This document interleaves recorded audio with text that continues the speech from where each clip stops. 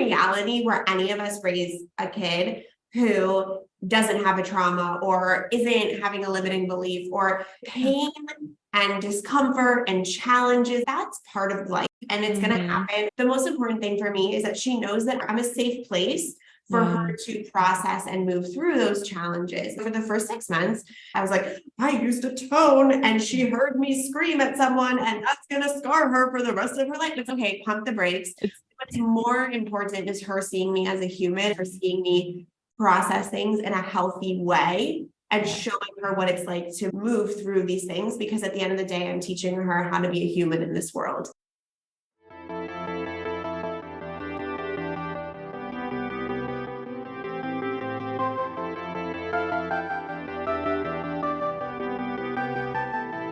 Welcome to Intimacy Evolution, the podcast that helps you enjoy deeper connection and more intimacy in your relationships.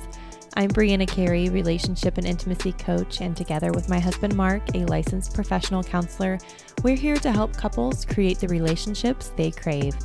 Relationships evolve over time, and that's okay. Let's talk about it. Welcome, Scout Sobel, to Intimacy Evolution. I am super excited for our conversation today and to talk about all things being a new mama and an entrepreneur. So welcome. Thank you so much for having me. I'm honored. It's going to be a good conversation. Please tell our listeners just a little snippet about you. Yeah. So hello, I'm Scout Sobel. I am the founder of Scout's Agency. We are the leading agency in running podcast tours for women, which means that we get women as guests on podcasts to tell their story, get in front of new audiences, and build their business while becoming thought leaders in the process. Through that, we work with one-on-one clients. We have the Podcast Tour Academy, and we are launching our database soon to the public to subscribe as members.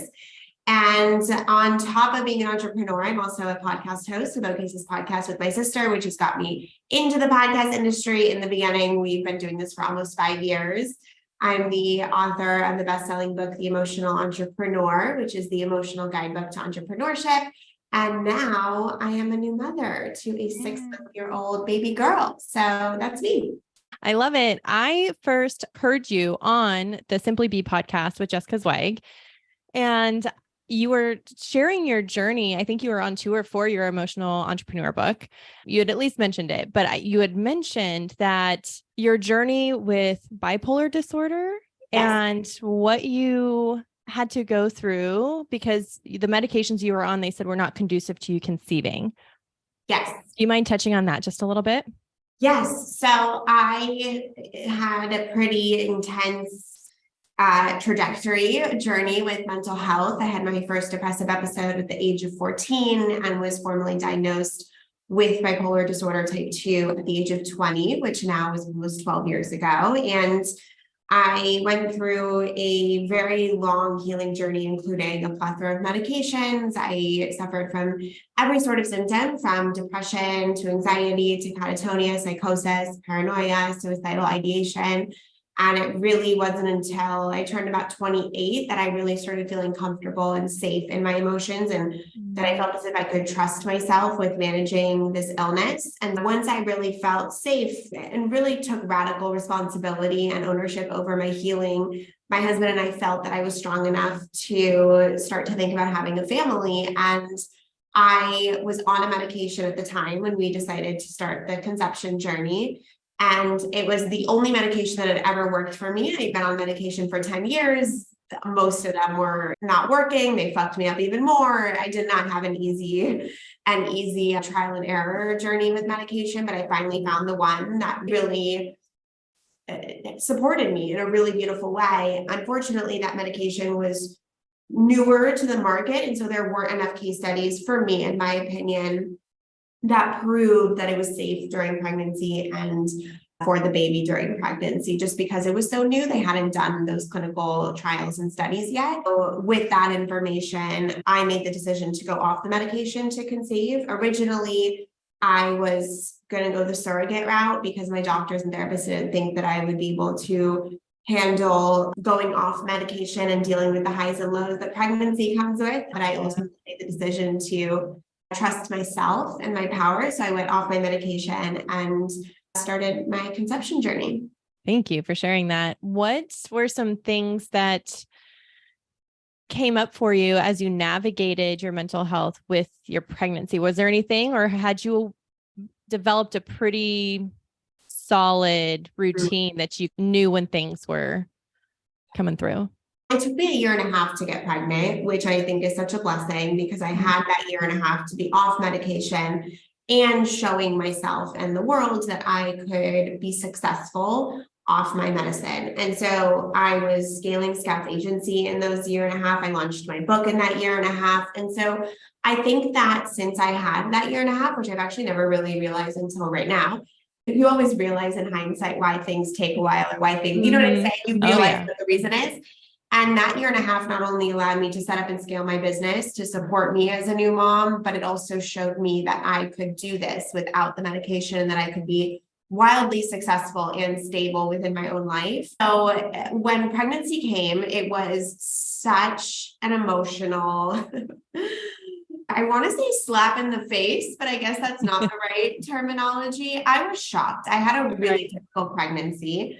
I was sick the whole time. They put me on anti-nausea meds just so I wouldn't feel hungover 24/7 at week 28 or 30. And so for me, it was a new challenge. It was a physical challenge. I had never had any physical sicknesses, any chronic illnesses, any physical disadvantages or disabilities or struggles. And so it was a mind fuck, to be honest. Like I was walking around town looking at every woman. We just do this. This is what this is. This is normal. I was like acting like I was the only person who's ever been pregnant, probably. So yeah, it was really difficult, but I knew that, especially running my business, I took every emotional challenge. I felt everything I needed to feel. I did not assign any shame to any thoughts that popped up along the way about what this means for me as a new mom. Do I want to be pregnant? Do I like, is this for me? Like I allowed myself, because I've been through so much mental health healing.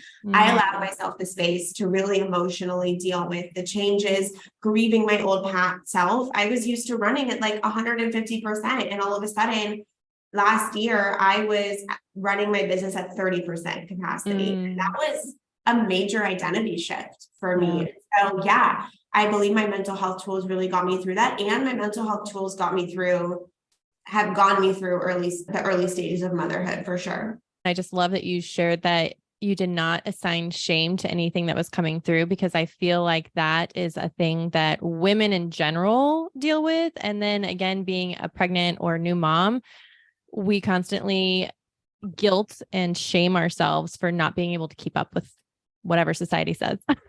Yeah. Or just like acknowledging our fears in the whole process. I think that if we sometimes what would happen was I would have a fearful thought, or I would be afraid that this wasn't for me, or I'd be afraid that I wasn't going to like it, or I'd be afraid that I wasn't going to feel like myself. All this fear would come up, and then I would shame myself for feeling the fear, because then you say, oh, does that mean I'm not loving my daughter enough? And this is all these things, when really it's just so natural. And the way to get to alignment where you're so present with your baby and loving your baby is for you to clear the fears and the shames and the traumas and all of the limiting beliefs before the baby gets here and while the baby's here, because it keeps going. But I believe that's the way, it's my way of getting to a point of raising my baby girl with intention and presence and compassion.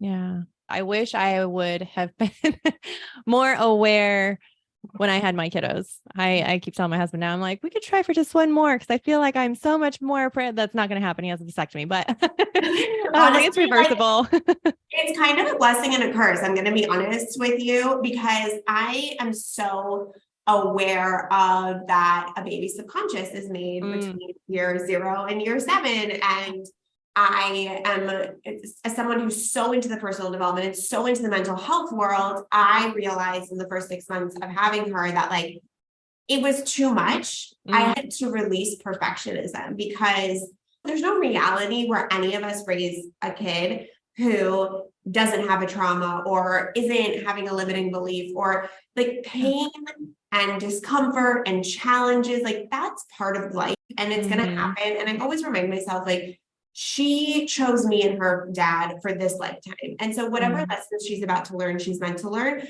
The most important thing for me is that she knows that I'm a safe place for her to process and move through those challenges. And so for the first 6 months, there was a lot. I was like, I used a tone and she heard me scream at someone and that's going to scar her for the rest of her life. It's okay. Pump the brakes. What's more important is her seeing me as a human. And what's more important is her seeing me process things in a healthy way and showing her what it's like to move through these things. Because at the end of the day, I'm teaching her how to be a human in this world. And there's no amount of prep, there's no amount of conscious parenting, there's no amount of anything that will ever take away that reality of being a human, which is that it comes with pain and challenges. Yes. Oh my gosh, that is so good. So true.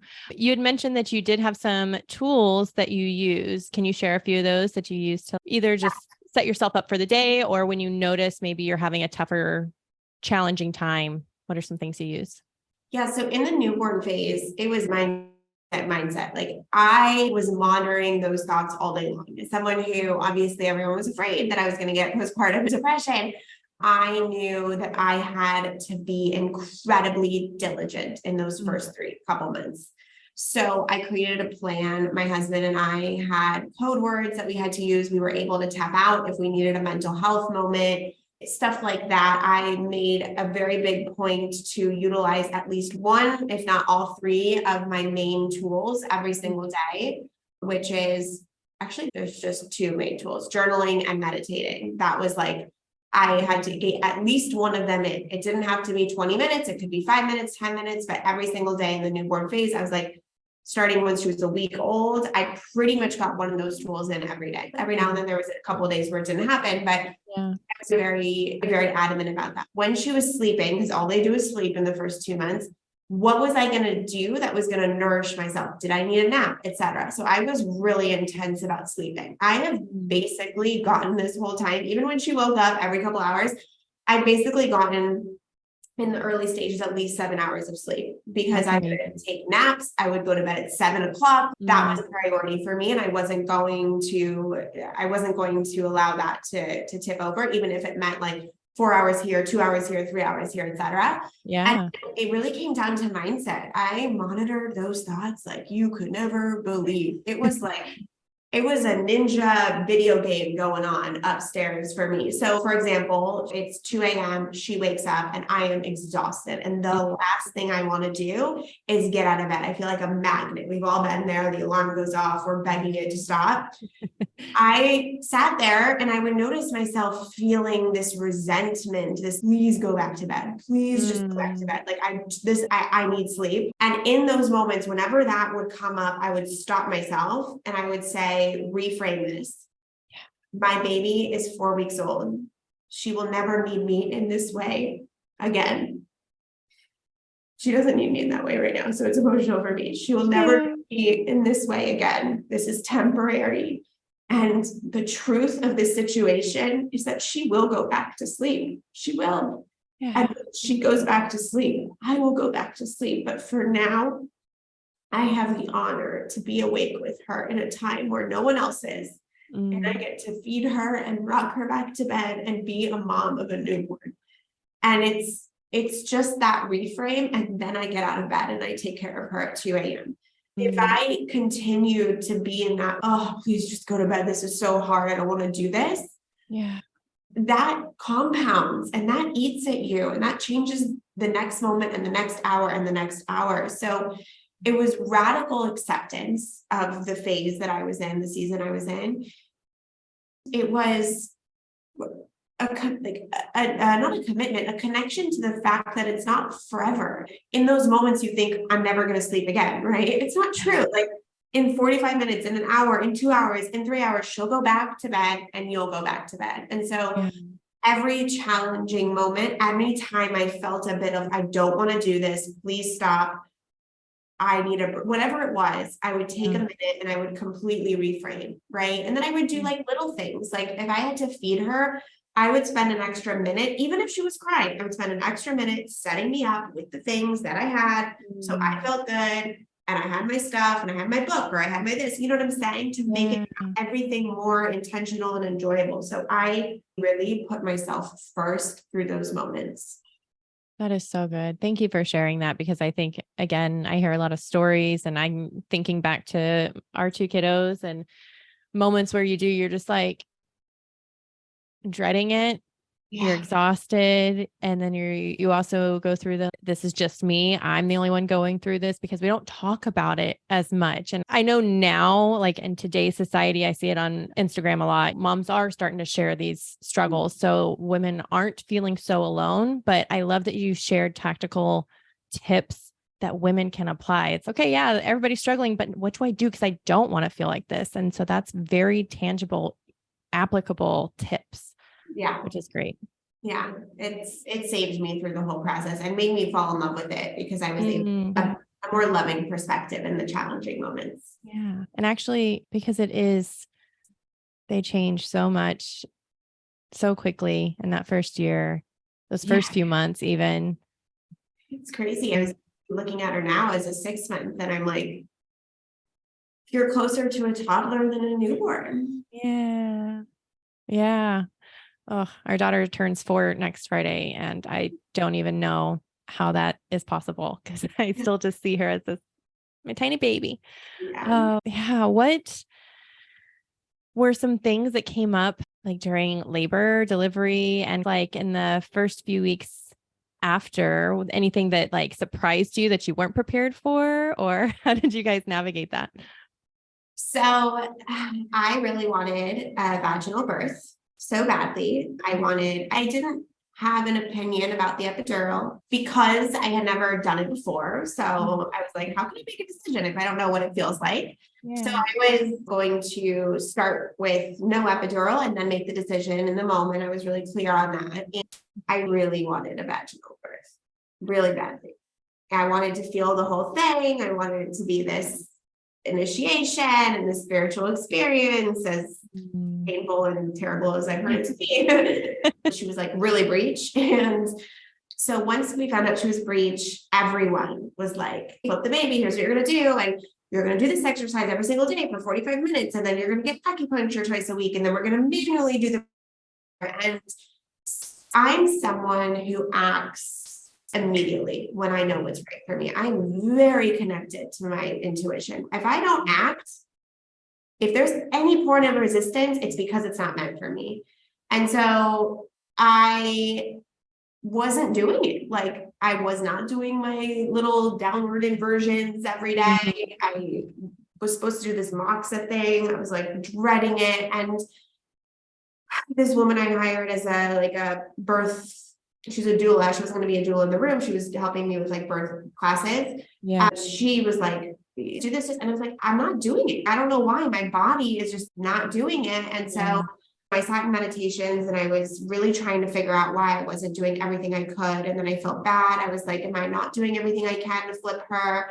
Am I having a birth that's not the highest, quote unquote, whatever, natural, blah, blah, blah.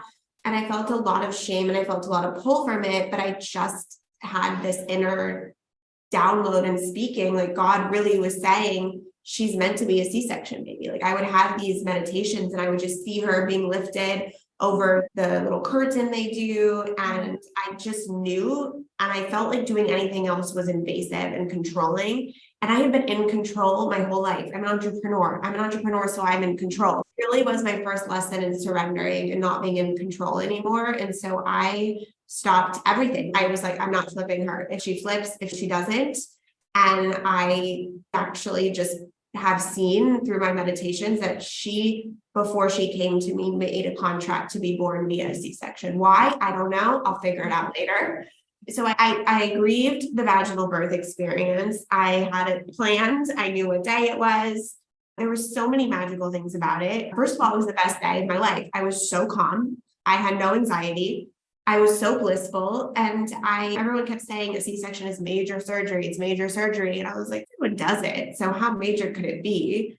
I went in so blissful and so happy and so calm. It was a beautiful experience. I had pictures of my husband's grandmas who had passed, my grandma who had just passed, and my stepmom who passed. And they were like, I could see them as I was laying down. And it was super weird. Like, The anesthesiologist, for some reason, talked to us the whole time about his favorite Marvel characters. I think he was trying to distract me. I don't know, but it was just like, I let go. I was like, this is happening. Yeah. And I saw her. It was insane. And I lost a lot of blood.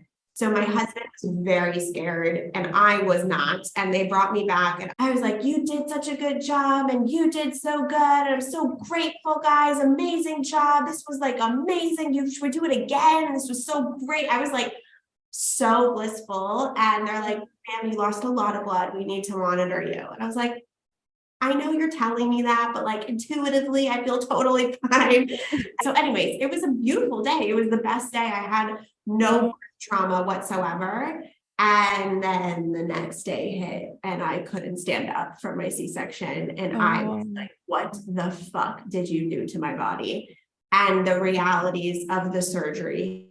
And I don't like to talk about it so much because I don't want to scare anyone who is getting a C-section. People react very differently. For me, it was incredibly traumatic post day 2 on. It was a lot. It took me about 8 weeks to feel in my body. I remember looking at photos of other women and being jealous that they could walk and never feeling like I was going to be able to walk like them again. And I was afraid that like my incision was going to pop open. So I had a lot of fears and trauma around the surgery. And why I had the C-section, which is because, as I mentioned before, I'm someone who is incredibly, I think, type A and in control. And this knocked me off my feet, literally, like I couldn't move. And it really gave my husband the opportunity. He took 4 weeks of paternity leave and it gave him the most beautiful opportunity to take care of me and her. And I think that was the most special way to start.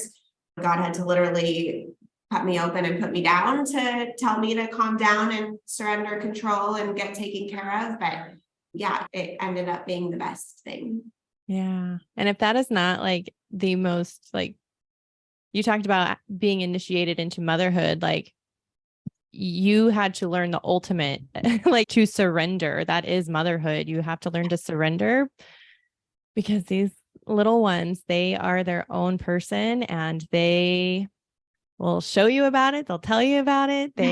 You can think, hope, dream, all the things, but then they come with their own agenda. 100%. And for anyone who's listening, who's pregnant, the birth feels like this thing that you can control. And I think it's a disservice that we're doing to talk about this, like ideal birth and what do you want? And what is your birth story? And do you want essential oils? And you want music playing? And I've never heard a woman's birth story go the way she planned ever. In fact, it's always turned out to be pretty much the exact opposite almost.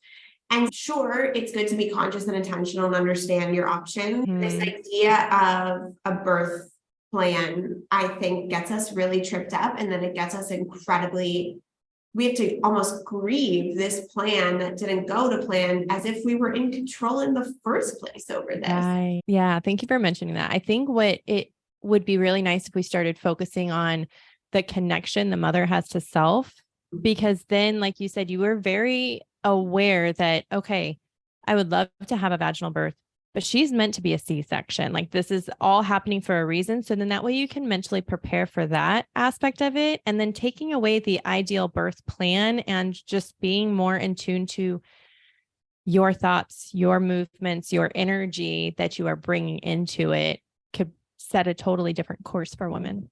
Amen. Like the amount of pressure and even like shame one feels around a birth, it's pretty crazy. And then when you think about it, my girl's 6 months and I never think about birth anymore. Like the point of the baby is that you raise the baby now. Like it's not the way, you know what I'm saying? It's really, that's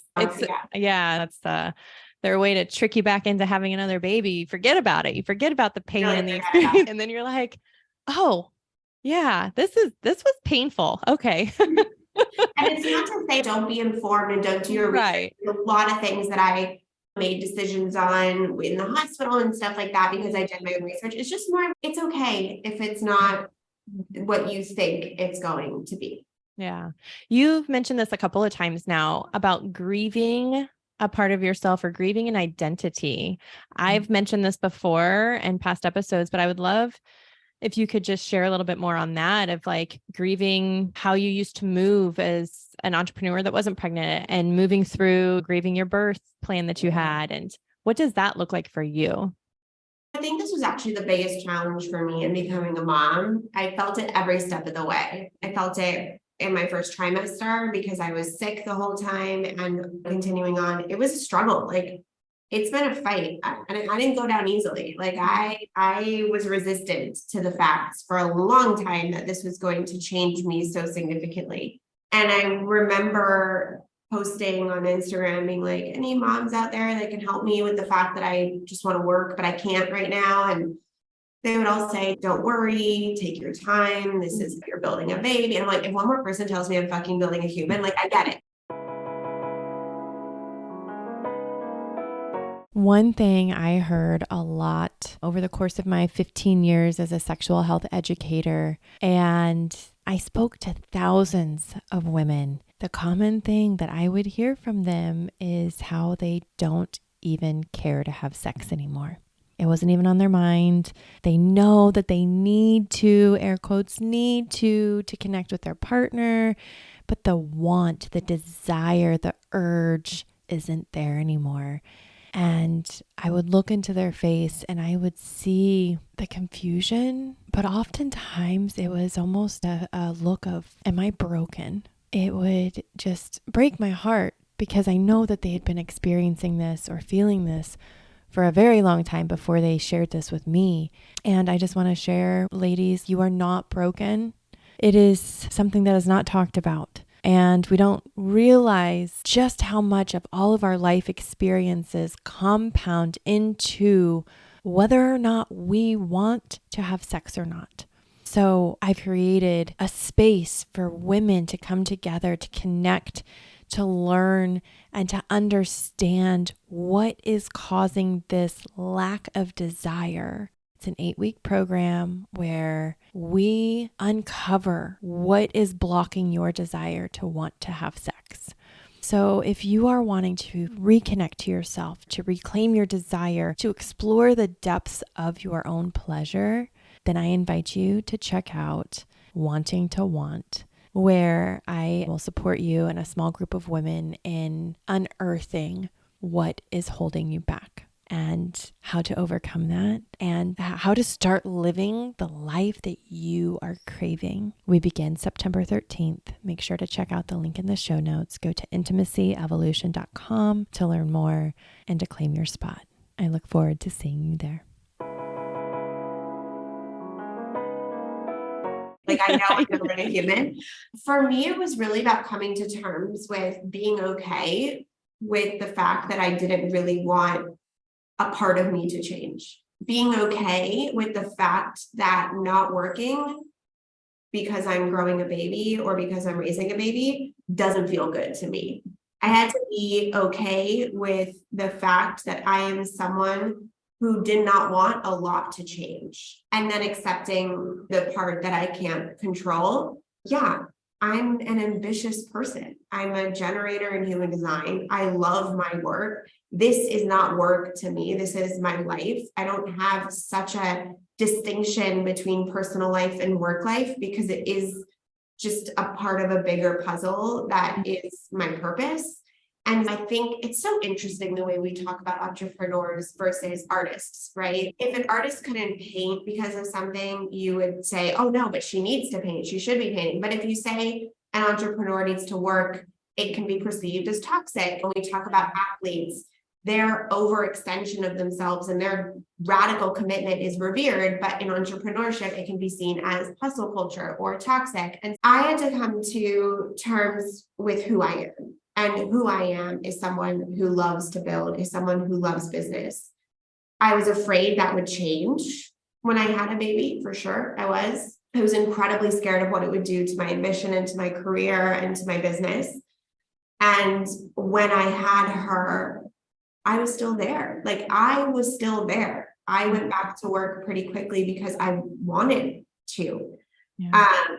And I had to grieve the freedom and flexibility of what that looked like. So I remember being shocked at this idea that I can't like go to dinner anymore, or I can't just go somewhere and get a manicure on a Saturday, or there's so many things. Like I had to get home to the nanny and I'm like, when do I grocery shop? And that was the biggest change for me, was this idea that my sister was like, oh, I'm going to go to Palm Springs on Tuesday. I was like, I can't go anymore. And as an entrepreneur, I created this business for that freedom, and that's taken away from me in a way. It is.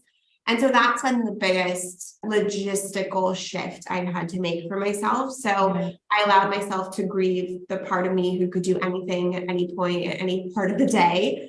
I grieve the part of me that has to do both things. I grieve the part of me that does not have 4 hours a day for self-care anymore. I am kind on myself when I see people on Instagram doing things that I know I just can't do because my baby goes to bed at 6:30 and I can't go to that event. And I've also been able, through grieving and through being really honest about how I think that sucks, because it does, I've also been able to find new clarity in my business. There's so many perks and pros to this, as I am incredibly diligent with my time. I'm at work, and that's potent. I am working. I am focused. When I'm at home, I am at home with my baby. I say no to a lot more things now. And as a people pleaser, that's incredible. So I've been able to strip the fat. Last year, I worked 30% capacity. I grew my business by 75%. It's no accident, right? Having her and taking away my time actually made me manage my time better and super speeded my results that I was trying to get to. So both things can exist at the same time. I can be not happy or feel daunting or feel trapped by the new schedule of a baby, and I can recognize the gifts that it has given me too. We can hold two things at the same time. It's being honest about both of them. So I've allowed myself to grieve and feel like a brat for being like, I can't go out because I have a baby. Just do it. Just let yourself be there for a second, because it's crazy. Like you wake up and you're like, what? How do I go to the doctors? Like, how do I do all these things? And then you hear from people who don't have babies who are like, I have time for myself, but you can't until you have a baby. It's just grieving that past self now, honestly, because I've grieved her so much. I don't even know who she is anymore. I can't even feel her or conceptualize her, or I look at pictures of myself. I'm like, who is that? But it's because I've allowed myself to grieve, say what I got to say, process what I need to process. Okay, this is the new situation. Here's how we're going to make it work times 100. And it's been incredible for me and my career and my levels of fulfillment each and every day. I love that. I think that's definitely something that I struggled with a lot, having our two kiddos. Like I've been an entrepreneur for 15 years and I still felt like I had to keep up with everybody. I had to, but then nobody then talked about how they had nannies or they had people helping them. And so I'm like, I'm doing all of these things and trying to run this business. And I beat myself up a lot over it. And I don't know, just listening to you help validate that, because I would feel guilty too. I'm like, I'm a mom now. That's what I should do. And it's so validating to hear, no, I'm a really ambitious person. I love working because my work is not work, it's my passion, and I love helping people, and that's okay too. And there's a way for these to coexist together. But you said, like you said, be diligent with your work time so that way you can really be present for your family time. Yeah, Ed Milet said something, and he's quoting somebody else, but when I heard it, like I just started crying because it answered all of my fears around this. He said that the ultimate form of neglect is, and I'm going to paraphrase because this is not what he said and this is not what the original quote is, but the ultimate form of neglect for your children is to not essentially be your highest version of yourself, like someone who doesn't go after the dreams, someone who abandons themselves, someone who doesn't pursue what they're meant to pursue in this lifetime. Because I don't know about you, but I have a feeling I'm trying to raise my girl to know that she gets to live in her soul's purpose and her soul's expansion, whatever that looks like. Yeah. I cannot tell her that if I'm not doing it myself. And the biggest mistake that I think I could ever make as a parent myself is to become a martyr and to abandon who I am in pursuit of raising her. I am a better mother When I go to work, I come home, period. End of story. Whatever you have to do to be a better mother is the most important thing. Your mental health is the reason why your children will grow up happy and feel loved and supported. If you abandon yourself, I don't care if you're not crying in front of your child. I don't care if you're not screaming in front of your child. They will feel it emotionally and energetically. The best thing you can do as a mom is to take care of you. Whether that means you go away for a night every couple weeks for a spa day, whatever, whether that means you go to work, whether that means you stay at home with your kids, whatever it means. There's no formula for what that means. It's your formula.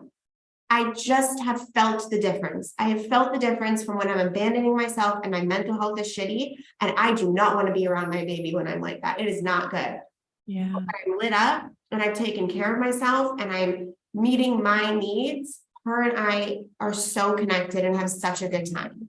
So I don't know how I ended up on that rant, but it's important. Yeah. So important. Thank you. You had also mentioned some of the things that like came up for you after you had her was like this shift, this almost dynamic, like, how do I do these things? What are some relationship dynamic changes with you and your husband? Because that's what I hear a lot of women. They're like, you have this baby. Anytime you add an extra person into a relationship, things change, but we don't logically, we know, but to experience it is different. So how do you navigate those changes now? A lot of communication. It seems as if life just started going on and I was like, wait a minute, I need a new level, a new type of communication at home with my husband, with all of my support systems, because there's such a bigger logistical layer we have going on here. Yeah. My husband and I navigated it, and it was, of course, it's challenging to have that type of a pivot in one's relationship or a dramatic change in one's relationship. But something that has been so helpful for us is that we check in every Sunday. So we do a couples check-in, how we're feeling, what we're grateful for the other person, and what we have coming up that week. We can logistically plan and manage. I have a heavier week this day, or I have a heavier day this day, or I'm going to leave early for work this day. Can you watch her early? It's honestly like a moment by moment logistical scheduling operation that is having a baby.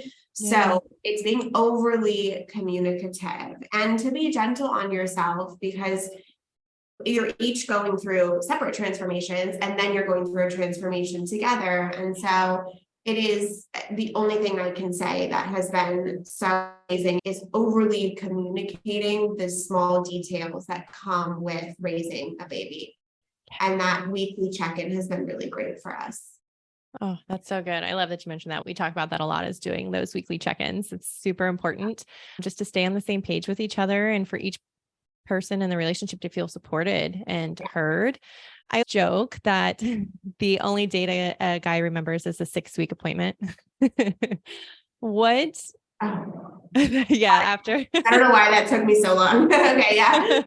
But that is something that comes up a lot after having a baby. It's, again, not talked about. How to get back to intimacy after you have a baby. How do you navigate that? Was there anything that kind of threw you for a loop? I think for me, it was feeling connected to my body again. Like I was talking to someone and I said, I have to re-meet her because she's been belonging to someone else. And just that idea can ignite some shame and trauma that maybe was stored. It's a weird concept, right? And so for me, it was knowing what I had done. I felt really powerful around that. I felt incredibly strong and in awe of myself. And I felt completely insecure and not like myself and not beautiful a lot of times in my postpartum journey, as I know so many women do. It's so fragile. So I would say that be okay with that fragility, be okay with that. Come back to what your body did as much as you possibly can. And ever since I've been postpartum, I don't have it today because I had a scheduling mishap, but I get a blowout every week.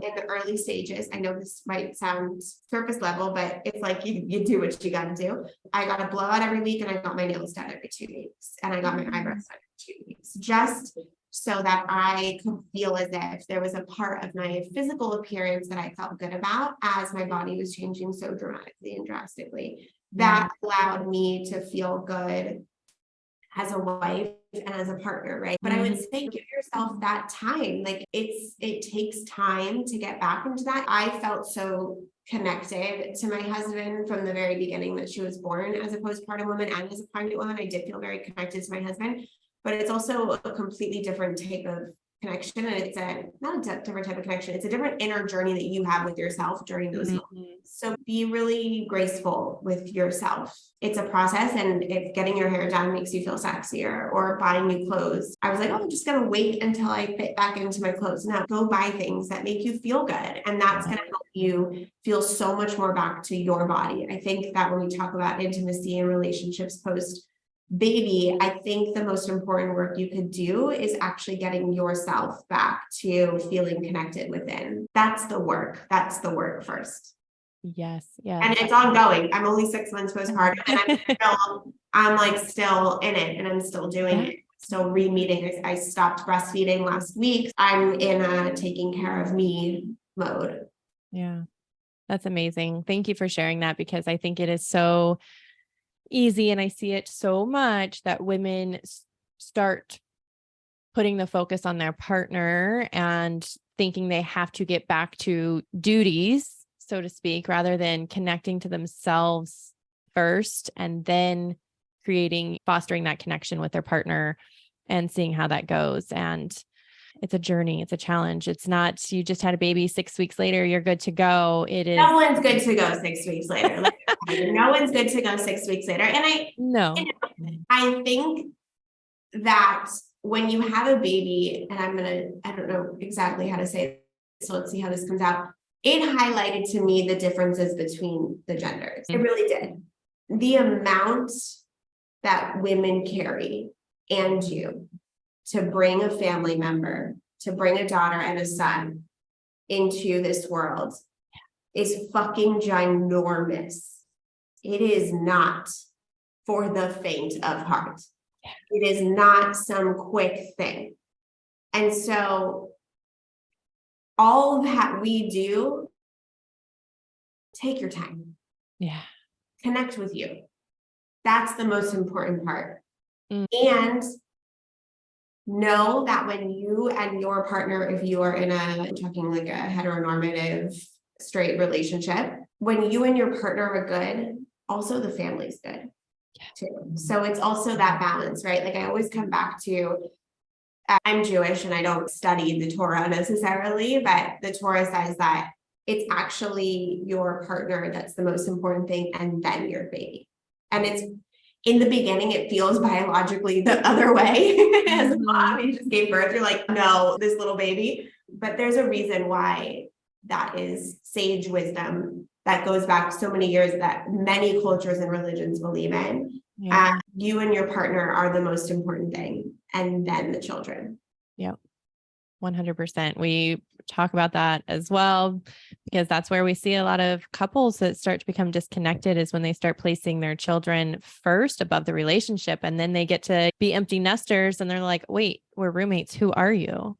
Yeah. And that is just the saddest thing for me to see. And so just helping couples to navigate that journey after they have the baby, so they can enjoy that time that the family you created together.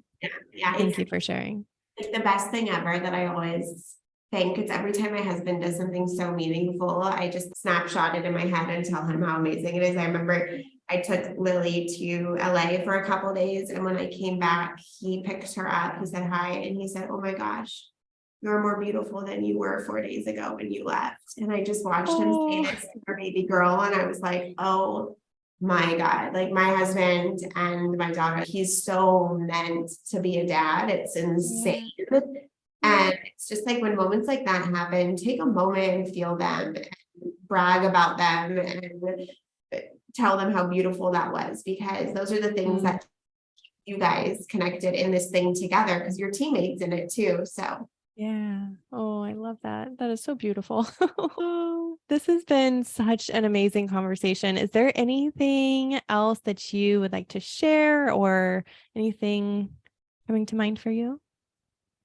I just think the last thing that's calling on me is to try your hardest to not shame yourself. I promise you, if you had a thought, a bunch of other moms have had the thought. That's what I've had to really come to terms with, and that your journey does not have to feel like this easy, beautiful connection 24/7 in your purpose thing, because no one's purpose and nothing good in life comes like that. And so when the challenges come, when the weird thoughts come, when the grief comes, when the frustration comes, just feel it, because it's normal and it'll get you back to the reality of your life, which is that you have a beautiful baby or a kid, a beautiful partner, and all the other blessings in your life. And it's okay if for a moment you need to feel the other part of all of this, because that's going to get you back to the reality much faster.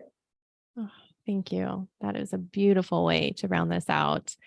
Scout, thank you so much for coming on and sharing your story and your wisdom. And can you please tell our listeners where they can find you? You can find me on Instagram at Scout Sobel. There you can find my book, my agency, my podcast, all the things. So come hang out there. And thank you so much for having me. This was a really beautiful conversation. Thank you so much. Thanks for coming on, and we will see you all next week.